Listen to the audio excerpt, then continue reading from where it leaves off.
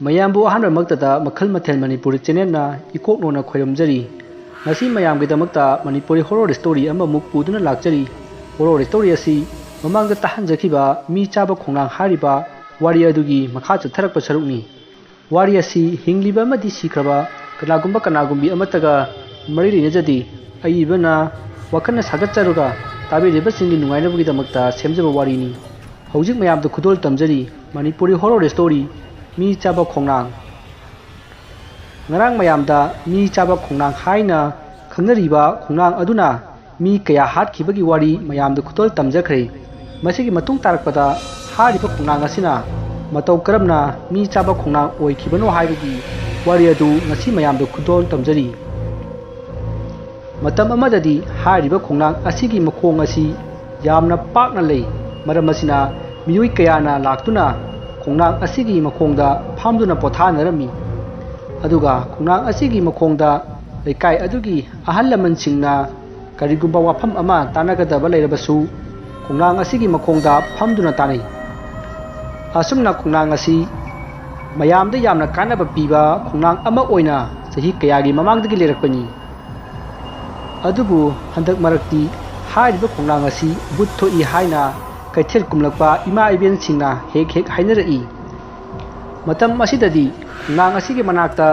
leiriba lambi asi nattaba atopa lambi amatta leiti atopa lambi amadudi konada khongnang asigi lambi asi chatpa yaraktabadagi semkhiba lambini asumna kaithel kumlakpi ima iben singna buthoi haina hainarakpa aduda khongnang asigi makhongda leikai adugi ahal laman jauna miyoi kaya punduna watanaki nupa ahan amana hairi handak leikai asigi khongnang asida buthokhtuna leikai asida leiba ima iben kayana kaithen halakpada kihan khanghanba tawri haiba sibu soidrabo matam asida nupi amana hairi asengbani ne tada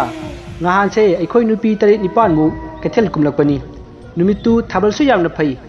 aikhoi nupi mayam ngarang wari sanaraga lakpada khongnang asigi makhongda musin muba ama phamlaga lerami aikhoina kananon he adalai dubo haina hangubadagi amuba do khongnanggi marumda lesinkhre madudagi aikhoi nupi mayam parap lakpada khongnang adugi manak hek yawrakpada khongnang sigi khara nemba usadagi musin mubadu wang launa hekta aikhoigi makhida chongthara ine madudagi aikhoi nupi mayam aikhoi porakpa pochai mayam du hundok lamlaga chinna rakhibani asumna nupi aduna paw tamlakhi masida natana nupi kayana su hainari aikhoina ngahan halakpada su nupa gi mawong manba ama khongnang hauriba domda chansenki aikhoi mayamna kanano na kana laurubada khongnang asigi mathaktagi mi amuba ama pudrup launa tarine madudagi aikhoi su adum chele asumna magi da thokba thogdoksing mathang tamnarakhi matam asida khara ahan oiba amana hairi nakoina but tholakpadagi nakoina porakpa pot punaba hundoklamlaga chilai haridana ko adu nakoina hundoklamba pochai singdu amu hanjinduna nongalaga khunbadadi pot masing walambra asumna ahan aduna hangakpa aduda rupi amana hairi khura adugidi amatta hektaramde kokta yetpa phaija phau he taramde adubudi lambi asida lakpa miyoi singna khunbu oiramganida asumna nupi aduna hairakpa aduda ahan aduna hairi mina khullabasu madu khullyayana kanidana amukta sunnatana aduk jamna hanjin tawibadunadi madu huran chinthi tawba mina but saraga kihan khanghallaga tawba sodana oiramgadra khalline aduna horen se nakoi nupa khara lumduna leiro aduga tawriba du karino butla lara huran bra haibadu yengthokla sine ko asumna hainabadagi mayam su hoi haiduna yanare aduga nakan amaromda lekai adugi gopal koba miyoi amana lekai mayam aduna tariba ware adu tahore gopal hariba nupa asinani khongnang asigi khudong chaba lauraga mahakna but hek chaduna nupi singbu kihan khanghallaga chelan khraba matung mana poching adubu munbugi thabak hek tawribasi gopal hariba nupa asinani adubu lekai mayam aduna lumduna phagani haiba pawasi khanghobadagi numitudi mahak chatre aduna khongnang asida but thoktre ꯃꯁꯤꯒꯤ ꯃꯇꯨꯡ ꯃꯊꯪꯒꯤ ꯅꯣꯡꯉꯥꯟꯕꯗ ꯉꯔꯥꯡꯗꯤ ꯕꯨꯠ ꯊꯣꯛꯇꯦ ꯍꯥꯏꯅ ꯍꯥꯏꯅꯔꯛꯏ ꯃꯁꯤꯗꯒꯤ ꯅꯨꯃꯤꯠ ꯑꯗꯨꯒꯤ ꯅꯨꯃꯤꯗꯥꯡꯗꯗꯤ ꯀꯅꯥꯁꯨ ꯕꯨꯠ ꯊꯣꯛꯄ꯭ꯔꯥ ꯍꯥꯏꯅ ꯌꯦꯡꯅꯗ꯭ꯔꯦ ꯍꯥꯏꯔꯤꯕ ꯅꯨꯃꯤꯠ ꯑꯁꯤꯗꯗꯤ ꯍꯥꯟꯅꯒꯨꯝꯅ ꯕꯨꯠ ꯊꯣꯛꯇꯨꯅ ꯇꯝꯅꯕꯗꯒꯤ ꯃꯍꯧꯁꯥꯒꯨꯝ ꯅꯨꯄꯤ ꯃꯌꯥꯝ ꯑꯃ ꯀꯥꯏꯗꯨꯅ ꯆꯦꯟꯅꯔꯛꯏ ꯍꯟꯗꯛꯇꯤ ꯅꯨꯄꯤ ꯀꯌꯥ ꯃꯤꯍꯨꯟ ꯃꯥꯡꯗꯨꯅ ꯋꯥꯟꯊꯅꯕꯁꯨ ꯌꯥꯎꯔꯦ ꯑꯁꯨꯝꯅ ꯃꯤ ꯁꯪꯂꯒꯅ ꯍꯦꯛꯇ ꯊꯣꯛꯇꯕ ꯃꯤ ꯁꯪꯗ꯭ꯔꯒꯅ ꯍꯦꯛꯇ ꯊꯣꯛꯄ ꯑꯁꯤꯗ ꯂꯩꯀꯥꯏ ꯑꯗꯨꯒꯤ ꯅꯨꯄꯥ ꯑꯃꯅ ꯌꯥꯝꯅ ꯆꯤꯡꯅꯔꯛꯏ ꯃꯗꯨꯗꯤ ꯅꯨꯡꯇꯤꯒꯤ ꯋꯥ ꯇꯥꯟꯅꯔꯤꯕ ꯃꯌꯥꯝ ꯑꯁꯤꯒꯤ ꯃꯔꯛꯇ ꯍꯨꯔꯥꯟꯕꯁꯤ ꯌꯥꯎꯔꯦ ꯈꯣꯡꯅꯥꯡ ꯑꯁꯤꯗ ꯇꯝꯅꯔꯤꯕ ꯑꯁꯤ ꯕꯨꯠꯅꯗꯤ ꯁꯨꯡꯑꯣꯏ ꯑꯣꯏꯔꯔꯣꯏ ꯑꯗꯨꯅꯗꯤ ꯑꯩ ꯍꯣꯔꯦꯟ ꯏꯊꯟꯇ ꯂꯨꯝꯗꯨꯅ ꯌꯦꯡꯂꯒꯦ ꯈꯟꯗꯨꯅ ꯃꯍꯥꯛ ꯅꯨꯃꯤꯠ ꯇꯥꯕ ꯉꯥꯏꯔꯒ ꯂꯩꯈ꯭ꯔꯦ ꯃꯁꯤꯒꯤ ꯃꯇꯨꯡ ꯅꯨꯃꯤꯠ ꯇꯥꯗꯨꯅ ꯀꯩꯊꯦꯜꯒꯤ ꯅꯨꯄꯤꯁꯤꯡ ꯑꯗꯨ ꯍꯜꯂꯛꯄꯒꯤ ꯃꯇꯝ ꯑꯣꯏꯔꯦ ꯃꯁꯤꯗꯒꯤ ꯅꯨꯄꯥ ꯑꯗꯨꯅ ꯈꯣꯡꯅꯥꯡ ꯑꯗꯨꯒꯤ ꯈꯔ ꯂꯥꯞꯇꯛꯅ ꯂꯩꯕ ꯎ ꯑꯃꯒꯤ ꯃꯔꯨꯝꯗ ꯇꯨꯃꯤꯟꯅ ꯂꯨꯝꯗꯨꯅ ꯈꯣꯡꯅꯥꯡ ꯑꯗꯨꯒꯤ ꯕꯨꯠ ꯑꯗꯨ ꯊꯣꯛꯂꯛꯄ ꯉꯥꯏꯔꯤ ꯃꯇꯝ ꯑꯁꯤꯗ ꯀꯩꯊꯦꯜꯒꯤ ꯅꯨꯄꯤ ꯃꯌꯥꯝ ꯑꯃ ꯍꯟꯅꯔꯛꯏ ꯍꯟꯗꯛꯇꯤ ꯅꯨꯄꯤꯁꯤꯡ ꯑꯗꯨꯅ ꯃꯈꯨꯠꯇ ꯆꯩꯇꯨꯞ ꯀꯌꯥ ꯄꯥꯏꯗꯨꯅ ꯀꯩꯊꯦꯜ ꯀꯨꯝꯅꯔꯛꯏ ꯀꯔꯤꯒꯨꯝꯕ ꯍꯟꯗꯛ ꯕꯨꯠ ꯊꯦꯡꯅꯔꯕꯗꯤ ꯐꯨꯁꯤ ꯍꯥꯏꯅ ꯍꯥꯏꯅꯗꯨꯅ ꯃꯈꯣꯏ ꯆꯩꯇꯨꯞꯁꯤꯡ ꯑꯗꯨ ꯄꯥꯏꯔꯛꯂꯤꯕꯅꯤ ꯑꯁꯨꯝꯅ ꯅꯨꯄꯤꯁꯤꯡ ꯑꯗꯨꯅ ꯈꯣꯡꯅꯥꯡ ꯑꯗꯨꯒꯤ ꯃꯅꯥꯛ ꯍꯦꯛ ꯌꯧꯔꯛꯄꯗ ꯍꯥꯟꯅꯗꯒꯤ ꯍꯦꯟꯅ ꯁꯥꯊꯤꯕ ꯃꯑꯣꯡꯗ ꯂꯝꯕꯤ ꯑꯗꯨꯒꯤ ꯃꯇꯥꯏꯗ ꯍꯧꯔꯤꯕ ꯋꯥ ꯑꯃ ꯂꯩꯃꯥꯏꯗ ꯍꯥꯏꯊꯔꯛꯈꯤ ꯂꯝꯕꯤ ꯑꯗꯨꯗ ꯂꯥꯛꯂꯤꯕ ꯅꯨꯄꯤꯁꯤꯡ ꯑꯗꯨ ꯃꯍꯧꯁꯥꯒ ꯃꯥꯟꯅꯗꯕ ꯃꯑꯣꯡ ꯑꯃ ꯇꯧꯔꯛꯄ ꯑꯗꯨꯗ ꯈꯪꯀꯤ ꯀꯤꯔꯛꯏ ꯑꯗꯨꯒ ꯋꯥ ꯑꯗꯨ ꯃꯊꯟꯇ ꯑꯃꯨꯛ ꯍꯥꯏꯒꯠꯈ꯭ꯔꯦ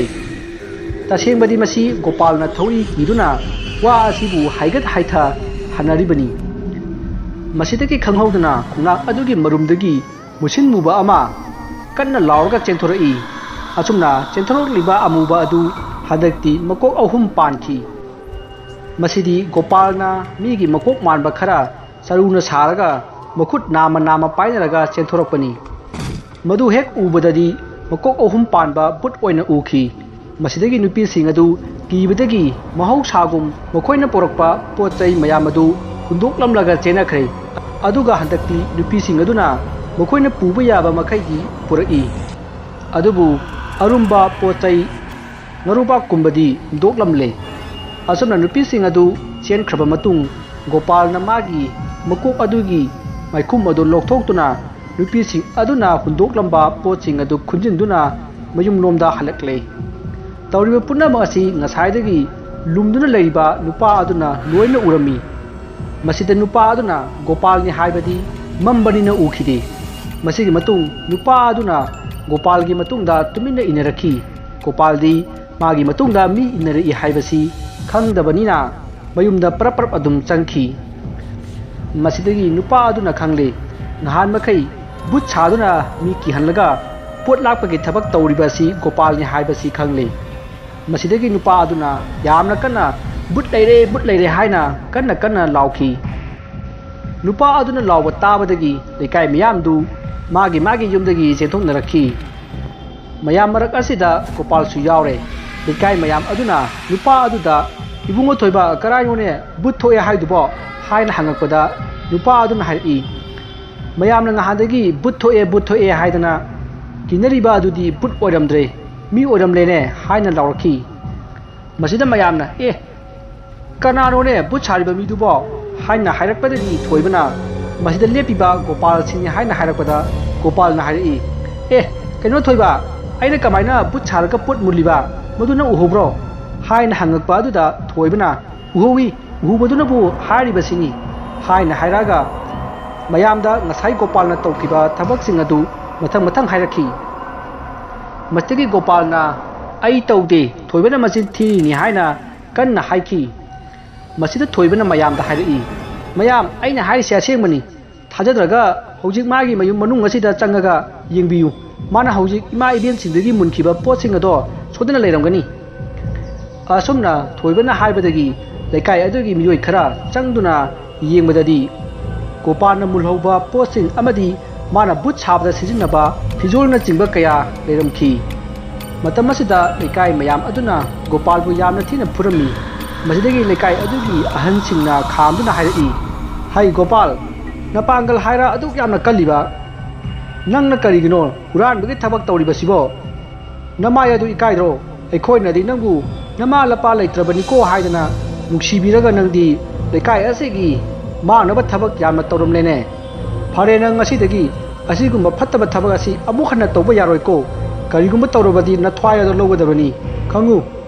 ꯑꯁꯨꯝꯅ ꯍꯥꯏꯔꯝꯂꯒ ꯂꯩꯀꯥꯏꯒꯤ ꯃꯤꯌꯥꯝ ꯑꯗꯨ ꯃꯥꯒꯤ ꯃꯌꯨꯝꯗ ꯍꯟꯅꯈ꯭ꯔꯦ ꯒꯣꯄꯥꯜꯗꯨ ꯌꯥꯝꯅ ꯏꯀꯥꯏꯈꯤ ꯑꯗꯨꯒ ꯌꯥꯝꯅꯁꯨ ꯁꯥꯎꯅꯤꯡꯂꯝꯃꯤ ꯃꯁꯤꯒꯤꯁꯨ ꯃꯊꯛꯇ ꯂꯩꯀꯥꯏ ꯃꯤꯌꯥꯝꯅ ꯄꯣꯠ ꯆꯩ ꯀꯌꯥ ꯊꯤꯕꯗ ꯃꯥꯒꯤ ꯌꯨꯝ ꯑꯗꯨꯁꯨ ꯑꯃꯥꯡ ꯑꯇꯥ ꯈꯔ ꯊꯣꯛꯍꯜꯂꯝꯂꯦ ꯃꯁꯤꯗ ꯒꯣꯄꯥꯜꯅ ꯐꯠꯇꯕ ꯋꯥꯈꯜ ꯑꯃ ꯈꯜꯂꯛꯈꯤ माबू इकाइब पीरिबा थोइबबू अमुक्तंग लमन खुमगे हाइना खनखी नोंमा गोपालना थोइबगी मयुमदा नुमिदांग अमा तुमिना लाखी गोपालना थोइबगी युमदा नुमिदांग तुमिना लाखलेबसी अतैगी नते थोइबना तुमलिंगै माबू मोन नमदना हातके हाइना खनबदगिनी लंबी लमखांगदा माबू हालनबा यामना कन्ना होनखी अदुबू तांजा अमा इचा चाखिदे मसिदगी गोपालना थोइबना तुमलिंगैदा हालगे हाइना खनखिबनी अमरोमदा थोइबा मराइबक यामना थीरबा मियोय अमनी मागिने हाइबदा मबुक अमा लैरिबदु नतना कनासु लैत्रे मबुक अतुसु यामना सोंजले हौजिक यामना कन्ना नादुना हौगा कांखत ngomdana लैरिबनी मसी पुनमक खंगबदगी गोपालना थोइबबु युमदा तुमदुना लैरिंगै हाटपा लाखिबनी नुमितु लमतागी थांगता हानबनी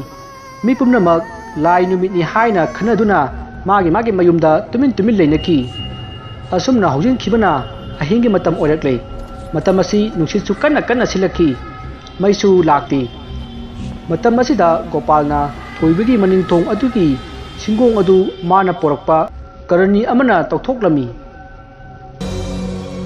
मसिदगी मी चंगबा याबगी चांगदा तौथोकलबा मतुंग गोपाल इमुंगदा चंगसिलखी मतम असिदा थोइबदु मिकअप थोरकले माना मिकअप थोलकपदा मै ममलंबा अदुदा मनाक अदवाइदा लैबा कैंडल अमा चुखत्तुना थालम्मी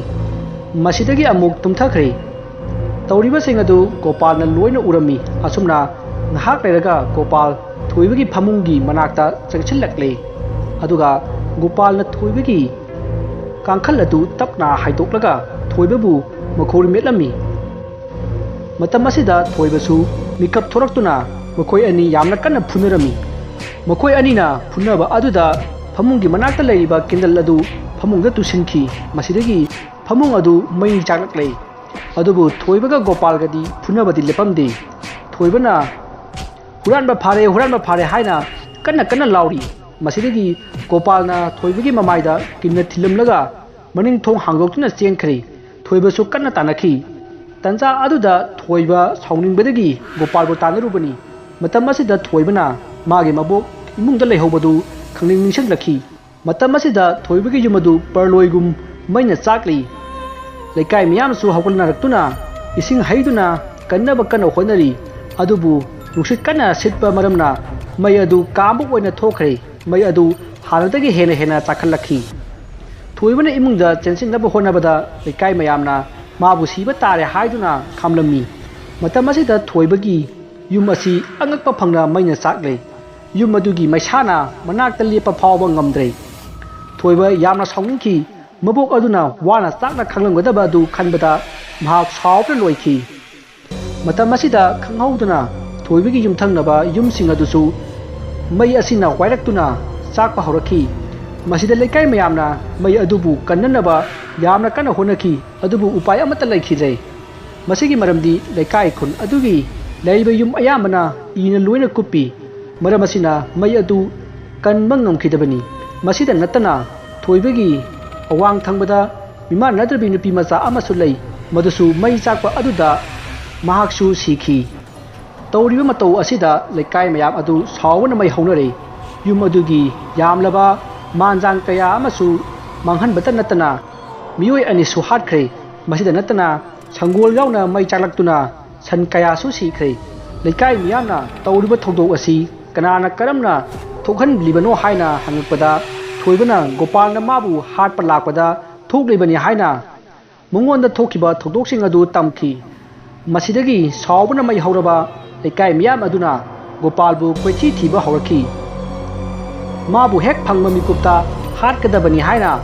अकनबा मवोंदा अहिंग अदुदा गोपालबु कोइथी थीरखी सोमदा गोपालसु माबू हाटपा सोदना लाकनी खंगबदगी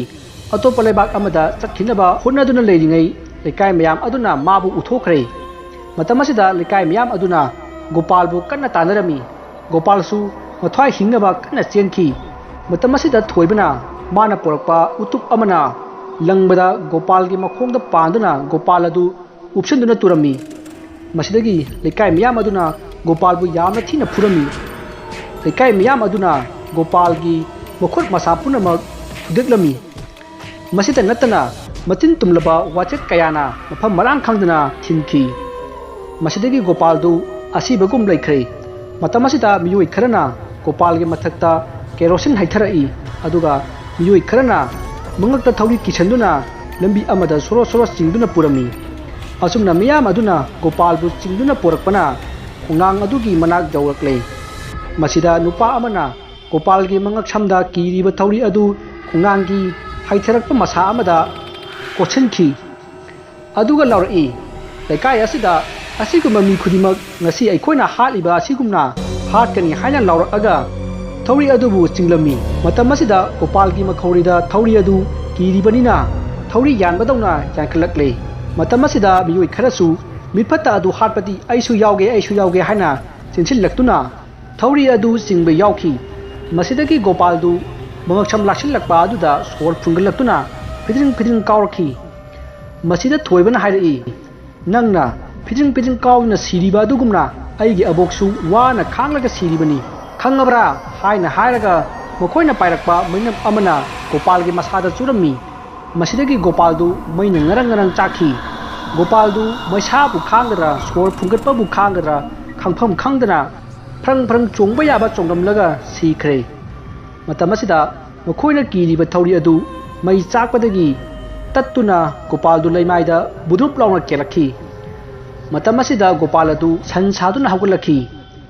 lariba mayam adu swai lauki adubu Gopal du matum haiphet tasallaga amuk tu thakre masidagi tuminna laikre matam asida nuchit kanna sitpadagi khongnang adugi masa mareng pumnamak akiba mawongda fere haiki masidagi khongnang adugi achauba usha kaya leimaida tarakpagum bam lauba khonjal kaya ama tarakhi